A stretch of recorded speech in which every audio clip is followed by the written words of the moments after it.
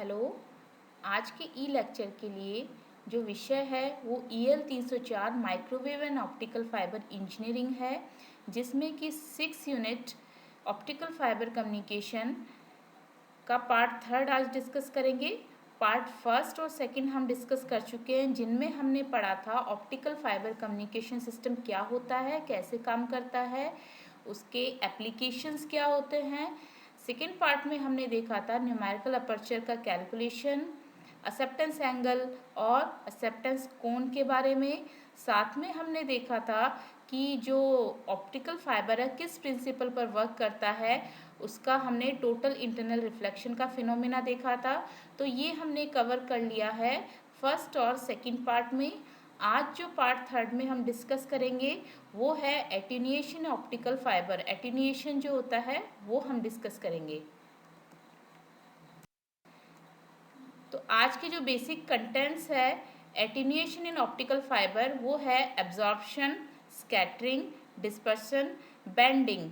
तो हम जो भी ऑप्टिकल फाइबर में किसी भी प्रकार के लॉसेस जो होते हैं that is called the attenuation. Signal में कमी को ही एटीन्यूएशन कहा जाता है। तो ये आज के बेसिक कंटेंट है।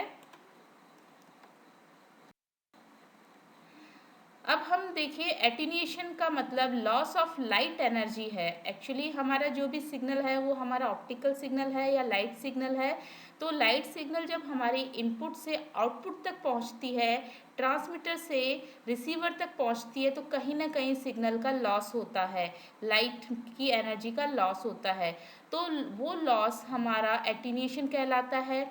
चूँकि एटीन्यूएशन कोई सिंगल टाइप का लॉस नहीं होता है, कई सारी उसमें बीच में ऐसी ऑब्स्ट्रक्शन आती है जिसकी वजह से ओवरऑल लाइट में कमी आ जाती है। तो हम उन सबको आज डिस्कस करेंगे। तो first of all what is attenuation?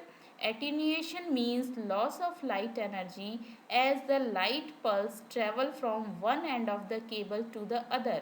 कोई भी केबल है, ऑप्टिकल केबल के एक एंड से दूसरे एंड तक जब लाइट पहुंचती है तो वहाँ पे लॉस होता है लाइट एनर्जी का, तो वो कहलाता है attenuation. It is also called as signal loss और फाइबर लॉस। तो हम इसे सिग्नल में कमी या फाइबर में जो लॉस हुआ है वो भी कहते हैं।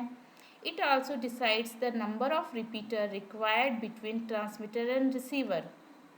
जब भी कोई लॉस होता है या सिग्नल में कमी होती है तो हम एक पर्टिकुलर डिस्टेंस पे रिपीटर का यूज़ करते हैं, जो क्या करता है वापस जो सिग्नल में कमी आई है उसको एनहांस करके एज इट इज़ बना के वापस ट्रांसमिट कर देता है। तो ट्रांसमीटर और रिसीवर के बीच में नंबर ऑफ रिपीटर भी इस चीज़ पे डिसाइड किया जाता है कि हमारे लॉस कितना प्रतिशत हुआ है।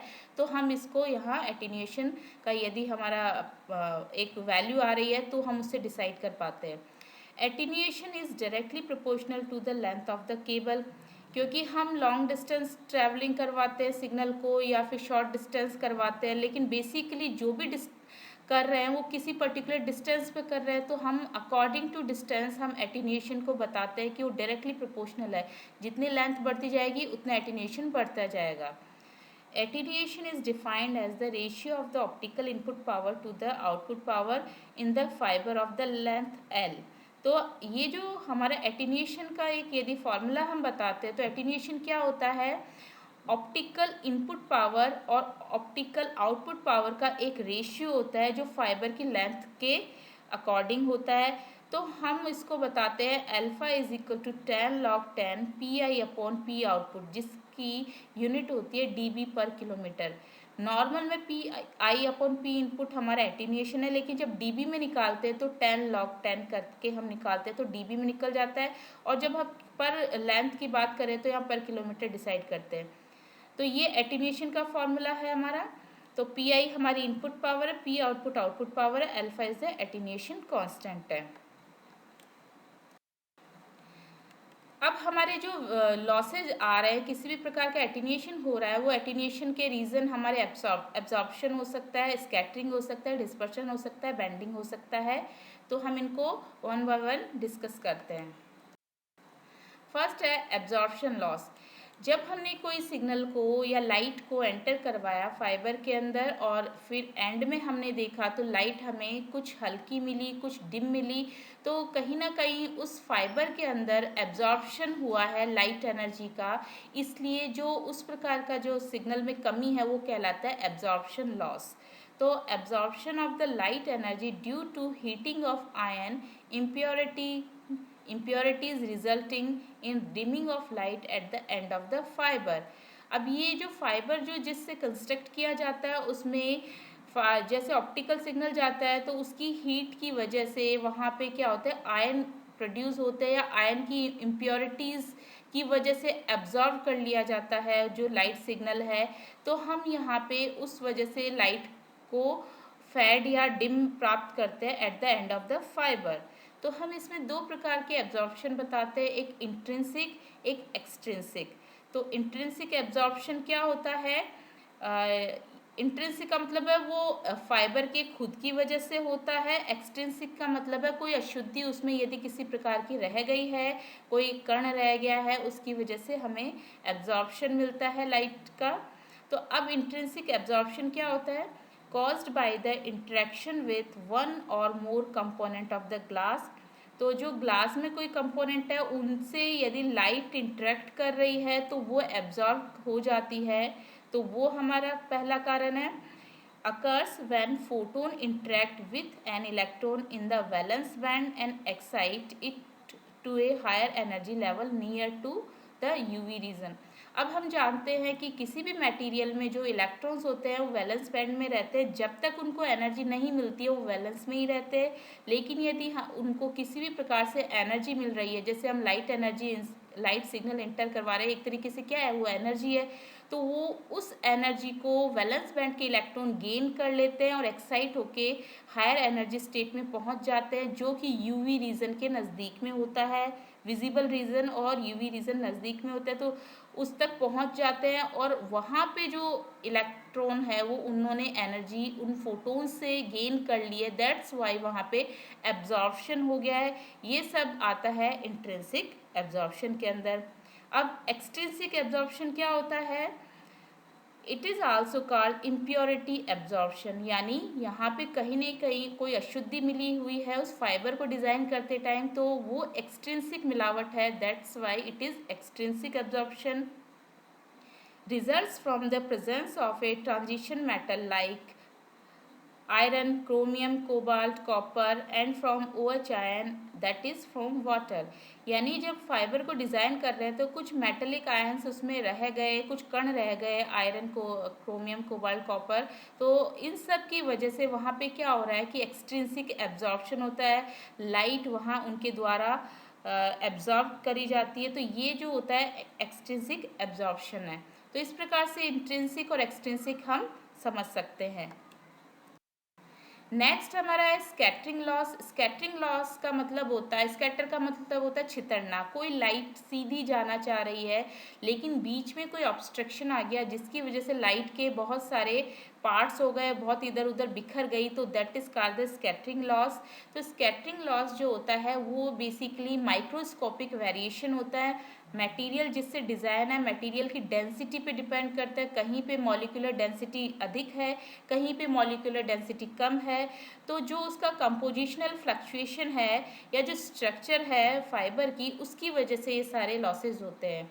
तो it is occur due to the microscopic variation in the material density, compositional fluctuation, structural in homogenetic and manufacturing defect. तो ये जो मैन्युफैक्चर के टाइम पे ही यदि इसमें अनइवन स्ट्रक्चर यदि बनाई हुई है उसकी वजह से स्कैटर होता है सिग्नल। तो हमारे इसमें दो तरीके की स्कैटरिंग है, लीनियर स्कैटरिंग है, non linear scattering. Linear scattering में हम तीन प्रकार के स्कैटरिंग देखते हैं, Rayleigh scattering losses, mile scattering losses, wave guide scattering losses. इनको ब्रीफली अभी डिस्कस करेंगे। नॉन लीनियर स्कैटरिंग में हमारी है SBS और SRS, stimulated brilliant scattering, stimulated Raman scattering. First हमारी है लीनियर स्कैटरिंग में relay scattering loss. Relay scattering loss हमारा basically these losses are due to microscopic variation in the material of fiber। यानी जब डिज़ाइन किया गया है फाइबर तो वहाँ पे अनइवन जो मॉलिक्यूल की स्ट्रक्चर है तो उसकी वजह से यहाँ पे लॉस क्रिएट हो रहा है। Unequal distribution of molecular density और atomic density leads to Rayleigh scattering loss. तो अनइवन जो मॉलिक्यूलर डेंसिटी है, कहीं पे मॉलिक्यूलर की डेंसिटी ज़्यादा है, कहीं पे कम है, और एटॉमिक डेंसिटी भी वहाँ पे डिस्टर्ब हुई है, जिसकी वजह से यदि लाइट सिग्नल या ऑप्टिकल सिग्नल आ रहा है तो वो उस पर्टिकुलर डेंसिटी की वजह से स्कैटर हो रहा है, तो वो लॉस कहलाता है रिले स्कैटरिंग लॉस। तो glass is made up of several acid like SiO2, P2O5, etc. compositions. Fluctuation can occur because of these several oxide will rise to release scattering losses। तो हम यहाँ इस फिगर में देख पा रहे हैं कि यदि एक मॉलिक्यूलर डेंसिटी में यदि कोई फ़र्क है तो यहाँ से यदि लाइट इंसिडेंट हो रही है तो लाइट इंसिडेंट होने के बाद में वो लाइट कई दिशाओं में डाइवर्ट हो जाती है, कुछ फ्रंट में आगे की तरफ चली जाती है, कुछ पीछे की तरफ, कुछ साइड में। तो ये अनइवन स्कैटरिंग हो गई है क्योंकि वहाँ पे अनइवन स्ट्रक्चर है, मॉलिक्यूल की डेंसिटी अलग है। That's why this scattering is called relay scattering.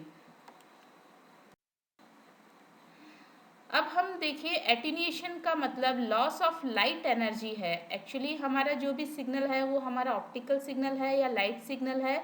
तो लाइट सिग्नल जब हमारे इनपुट से आउटपुट तक पहुंचती है, ट्रांसमीटर से रिसीवर तक पहुंचती है, तो कहीं ना कहीं सिग्नल का लॉस होता है, लाइट की एनर्जी का लॉस होता है।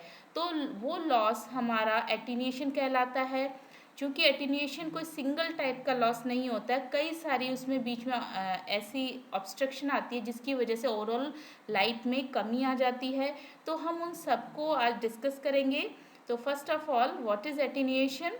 Attenuation means loss of light energy as the light pulse travel from one end of the cable to the other।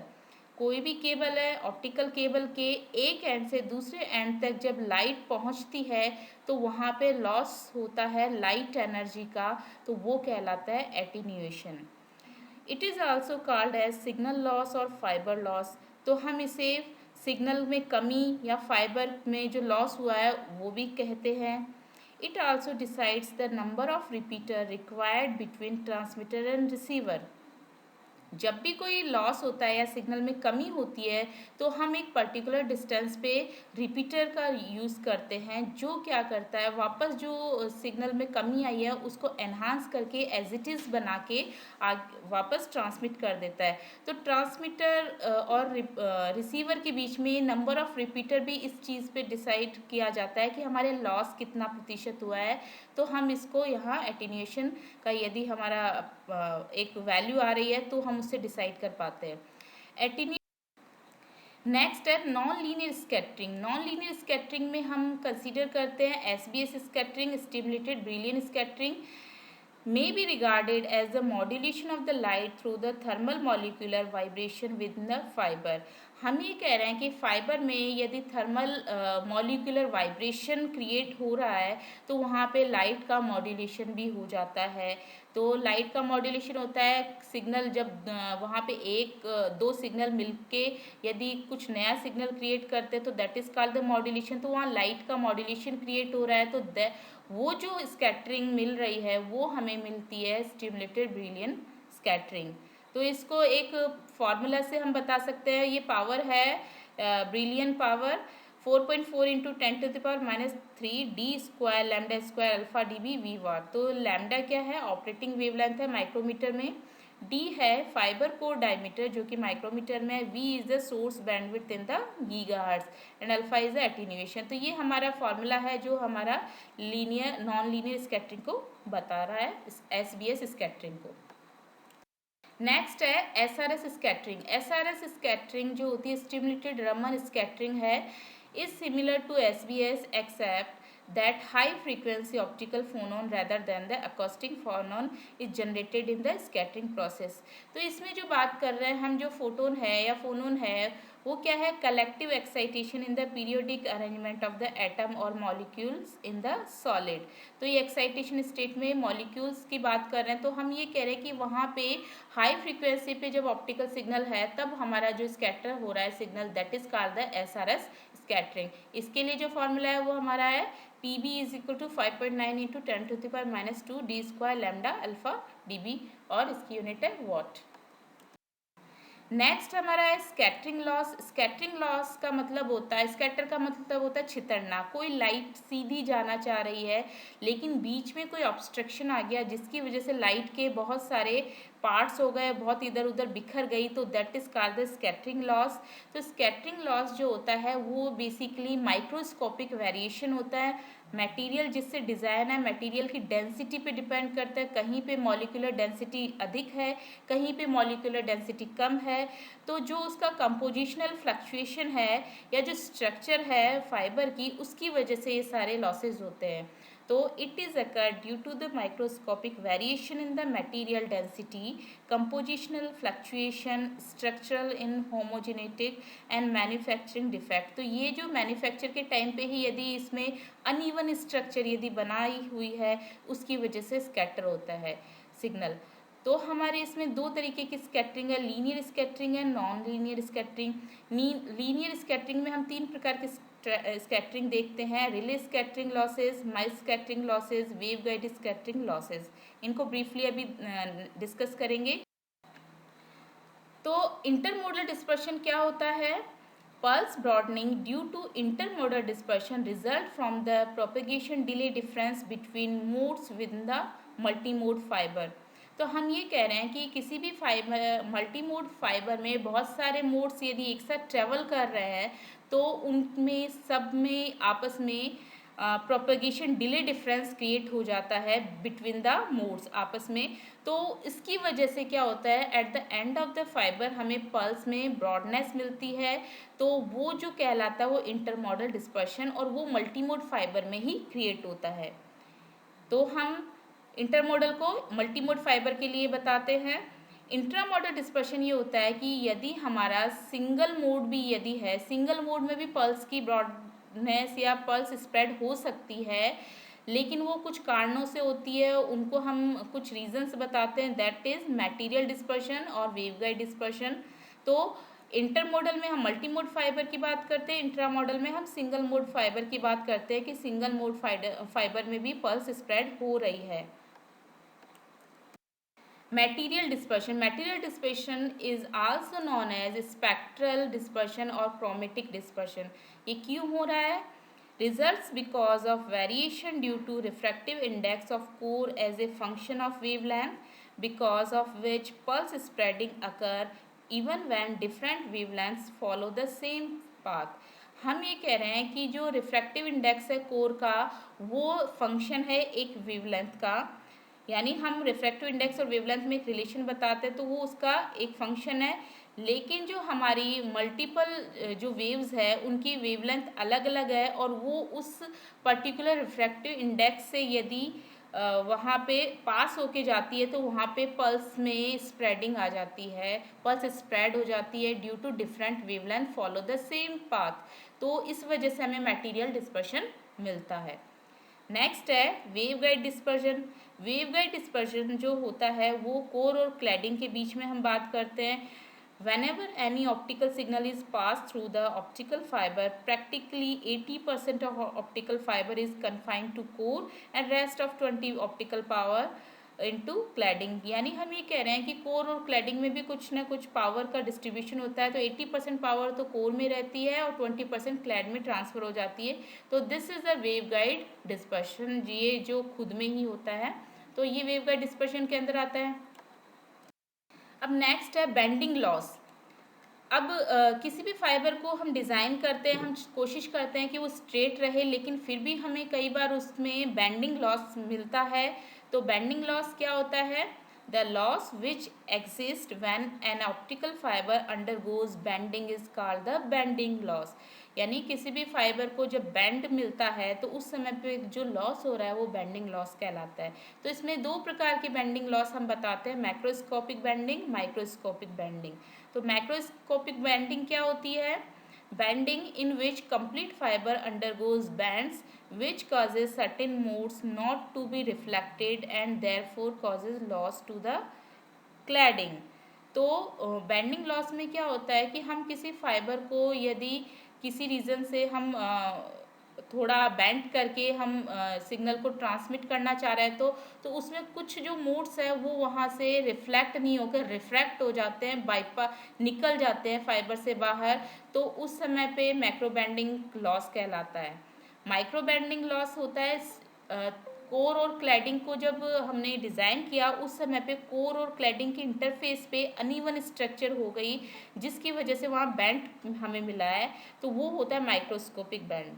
Either the core or cladding undergoes slight bend at its surface, it causes light to be reflected at the angle when there is no further reflection। तो यहाँ पे micro और macro में यही अंतर है कि macro होता है लार्ज स्केल पे बैंड और माइक्रो होता है एक स्मॉल स्केल पे, जो डिज़ाइन के टाइम पे थोड़ा सा कोर और क्लैड के बीच में यहाँ पे अनइवन स्ट्रक्चर आ जाती है, तो रिफ्लेक्शन वहाँ पे हमें नहीं मिलते हैं। इनको फिगर से हम कुछ इस प्रकार समझ सकते हैं। मैक्रोस्कोपिक बेंडिंग को हम इस प्रकार समझ सकते हैं। मैक्रोस्कोपिक का पहला फिगर हमें दिख रहा है जिसमें हम ये बता रहे हैं कि यहाँ पे जो फाइबर है उसको काफ़ी एक अच्छा कर्वेचर मिला है। इसकी वजह से जो वेव हमारी ऑप्टिकल सिग्नल या लाइट सिग्नल जो ट्रैवल कर रही है वो एक पर्टिकुलर कॉर्नर से पास होके प्रॉपर रिफ्लेक्शन ना देके रिफ्रैक्ट हो रही है। तो एक लार्ज हमें एंगल यहाँ पे हमें जब बन जाता है तो वो बेंडिंग कहलाती है मैक्रोस्कोपिक बेंडिंग। तो ये हमारा मैक्रोस्कोपिक का फिगर है। माइक्रोस्कोपिक बेंडिंग ये होती है जब हम कोर और क्लैडिंग के बीच के इंटरफेस पे कहीं ना कहीं कोई बबल क्रिएट हो गया है, कोई एयर क्रिएट हो गई है जिसकी वजह से अनइवन स्ट्रक्चर हो गई है, तो जो लाइट रे का जो पाथ है वो कहीं ना कहीं चेंज हो जाता है। दैट्स वाई वहाँ पे जो आउटपुट में हमें मिलता है बेंडिंग लॉस मिलता है। तो ये माइक्रोस्कोपिक बेंडिंग लॉस है, ये मैक्रोस्कोपिक बेंडिंग लॉस है। इस प्रकार से आज हमने जो डिस्कस किया एटीन्यूएशन ऑफ फाइबर, उसमें हमने क्या क्या डिस्कस किया। हमने सबसे पहले डिस्कस किया एब्जॉर्प्शन लॉस क्या होता है, उसके बाद में हमने डिस्कस किया कि स्कैटर लॉस क्या होता है, फिर उसके बाद में हमने डिस्कस किया कि डिस्पर्शन लॉस क्या होता है, उसके बाद है बेंडिंग लॉस। इस प्रकार से किसी भी ऑप्टिकल फाइबर में एटीन्यूएशन जो होता है वो सिंगल रीज़न से नहीं होता है, बहुत सारे रीजन्स होते हैं, तो हमने आज डिस्कस किए हैं। तो ये जो आज का डिस्कशन है वो हमारा एटीन्यूएशन पे ही ख़त्म होता है। नेक्स्ट पार्ट में हम देखेंगे optical fibre types. Thank you.